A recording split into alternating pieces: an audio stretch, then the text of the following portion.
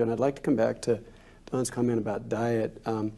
My kids, my wife, my friends get tired of hearing me preach about this, but I got to support them 100% on this. Watch the cookies, watch the sugar, watch the bad fats. And the sugary beverages, even the fruit beverages. Oh, that's what the same thing on terrible. obesity today. It was on Fox News.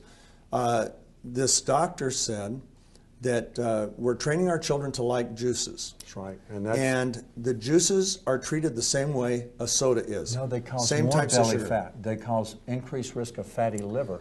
He took away my favorite, diet soda, because he said what happens, even with a diet soda, your pancreas begins to say, this is sweet.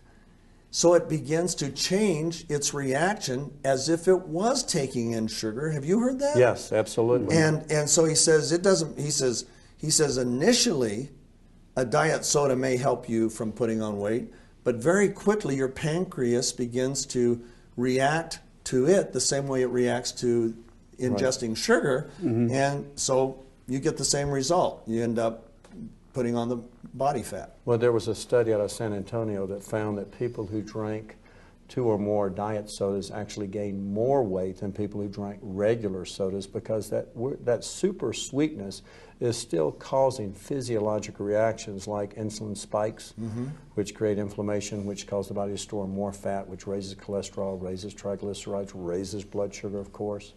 But getting back to your belly fat or the waist size, over the last 40 years, studies have shown that the average waist size in men have gone from 35 inches to 39 inches in the last 40 years. In women, it's gone from a thin 30 inches to 37 inches.